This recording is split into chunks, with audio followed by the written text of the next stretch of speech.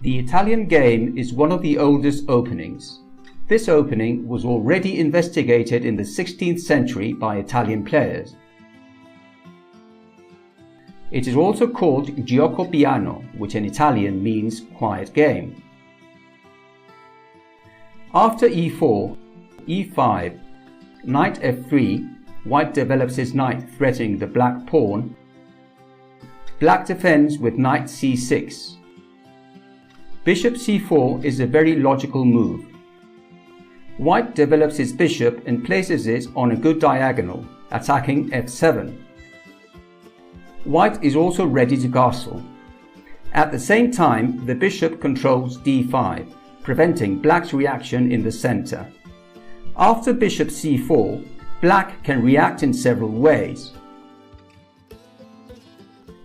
Knight f6, developing his knight and entering the two knights defense. Black develops his knight, threatens to capture the white pawn and controls the square d5 in the center. The drawback of this move is that the knight blocks the action of the black queen, who no longer controls the g5 square, and white could attack immediately with knight g5, attacking f7. After bishop c4, black looks for other solutions, for example, bishop e7, entering the Hungarian defense. Black controls the g5 square, preventing the white knight from attacking f7. However, this move is very passive and allows white to initiate immediate actions in the center with d4. After bishop c4, perhaps black's best reaction is bishop c5, entering the Italian game. The black bishop occupies a very active position, pointing to f2, controlling d4, which prevents white from making the move d4, occupying the center. At the same time, the black queen is not blocked and controls the g5 square, so the white knight will not be able to attack f7.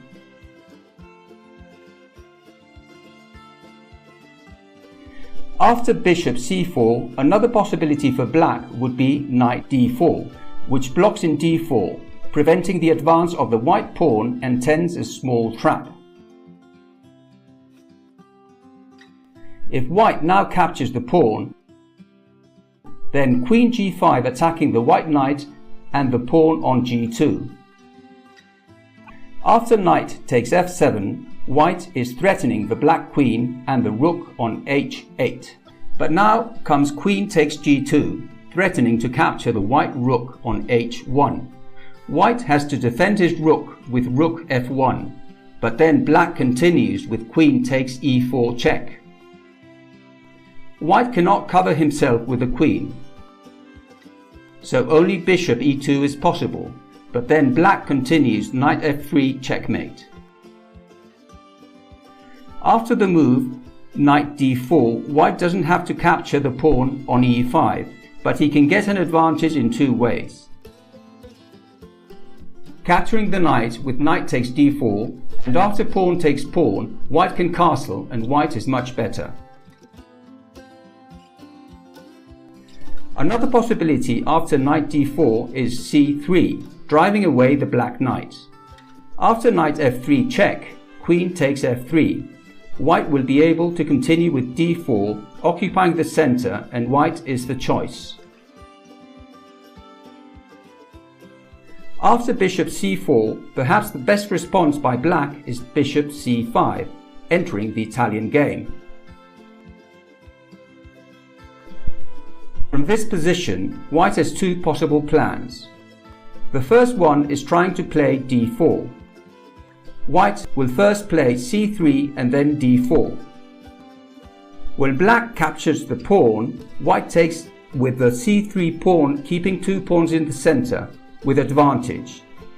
Another possibility for white is d3 to protect the pawn on e4, entering what is called the gioco pianissimo, which in Italian means very quiet game.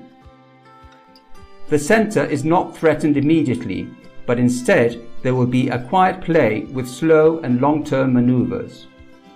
Next, we will study each of these lines and we will see the characteristic plans for both players. Then we can see master games, which will serve as an example, and you will learn how to play these types of positions.